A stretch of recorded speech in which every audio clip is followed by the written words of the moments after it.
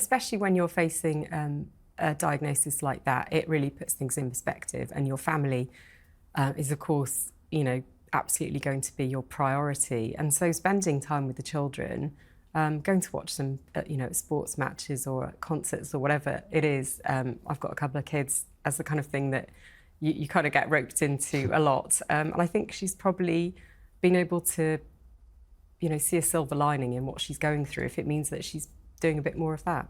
You mentioned about the rumours or the vile, speculation that we've seen online.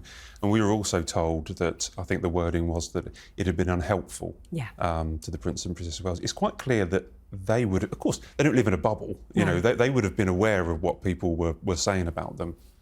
Yeah, I think so. I mean, they do read quite a lot. And I think however much you might try to ignore things, there was a time earlier this year where the Princess of Wales's whereabouts was, the top discussion on pretty much every WhatsApp conversation in the UK, as far as I could tell, and overseas. And interestingly, particularly driven by a few social media accounts in America. So it's interesting to hear the, guidance being given about that again. And it's a really tricky one for the palace to manage, isn't it? Because if they issue regular denials about things or engage in these, then in many ways it's just giving the rumours more oxygen. So on the one hand, I think it's good for them to be able to say once in a while, these are the boundaries, that's enough, please. But again, you and I hear things all the time that, we have to be very careful about.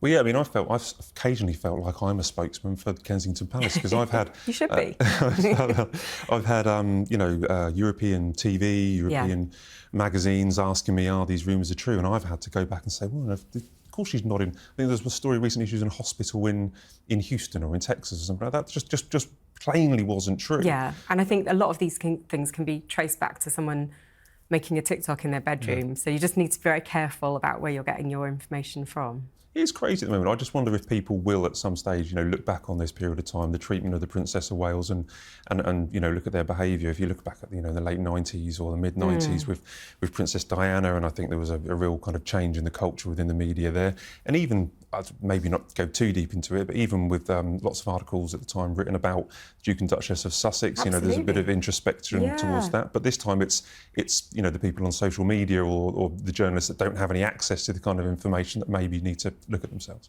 Yeah, and I think it's also really important to stress that in this country there's very strong regulation around people's medical privacy that people perhaps watching overseas might not be aware of, because there certainly seems to be a real appetite for more health updates. And that's just something we're not going to be told or get into, really, in this place. Well, she looked great. She looked fantastic. Cheered everyone up. We might see her again in the future. How was Trooping the Colour for you, though? Because one of the key elements was I managed to walk down the Mall. We're going to talk about the rain? We're going to talk about the rain.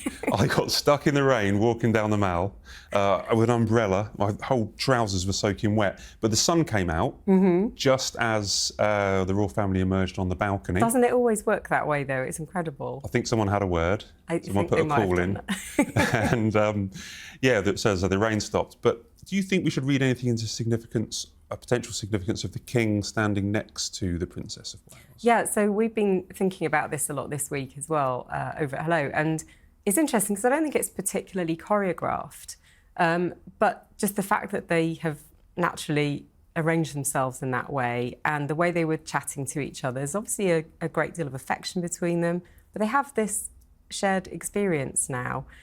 We know that, they spent some time together while they were both at the same hospital, and I think that while they were already quite close, this can only have brought them even close together. So, yeah, maybe it's some kind of tacit show of support on the King's behalf towards Kate. And I'm sure he was really happy that she was back there alongside them all. Do you not think it's choreographed? I thought it was deliberate. That was my initial thing, because I always imagine that there's almost a place where they have to stand. Of course, the King stands, or the monarch stands in the middle, and they were kind of almost organised so that they would be put next to each other. I could be wrong. It's just my reading of the situation. Yeah, look, I think sometimes in the past I've had a sense that it definitely has been. I didn't feel like that so much this year, but maybe I need to go back and watch again. Well, maybe they just naturally gravitated towards each other on the balcony. That might. Well, there are fewer of them now, so they can move around a little bit more freely. When in the days when there were sort of 30+ people on there, then It was more of a question of where you're going to be wedged.